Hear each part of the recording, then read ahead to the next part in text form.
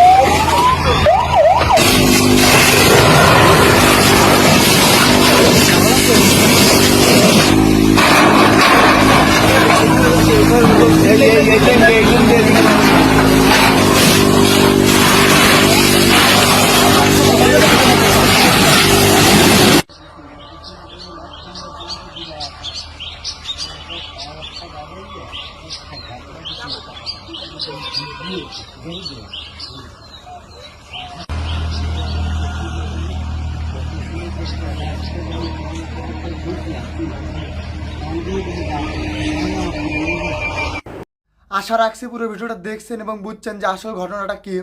আপনারা কিন্তু নিজের চোখে দেখলেন যে হ্যাঁ কাফির বাসভবনে আগুন দিছে। কোন দুর্বৃত্তরা আগুন দিছে সেটা কিন্তু এখনও জানা যায়নি, বাট একের পর এক ভিডিও আপলোড করে যাব, পার্ট পার্ট করে দরকার হলে দেবো, যে আপনারা হয়তো দেখে বোঝেন যে হ্যাঁ আসল ঘটনাটা কি এবং কোন দুর্বৃত্তরা কিংবা কারা এই কাফির বাসভবনে আগুন দিছে। তো যাই হোক না কেন, আর একটা কথা বলতে চাই, কাফি ভাই কিন্তু অনেক ভালো মনের মানুষ। 24 আন্দোলনের সময় সে অনেক ভালো প্রতিভা রাখছিল এবং সে অনেক ভালো ভালো সাহায্য সহযোগিতা করে গেছে। তো আপনারা হয়তো জানেন যে কাফি ভাইয়ের বাসভবনে আগুন দেওয়ার মূল রহস্যটা এখনও কিন্তু জানা যায়নি।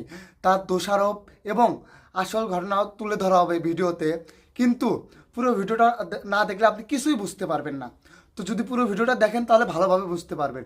তো আপনি আমার চ্যানেল নতুন হয়ে থাকলে অবশ্যই চ্যানেলটা সাবস্ক্রাইব করে দেন। একের পর এক ভিডিও আপলোড হবে কাফি ভাইকে নিয়ে, যে আসল ঘটনাটা কি এবং কি জন্য দুর্বৃত্তরা তার বাসভবনে আগুন দিছে।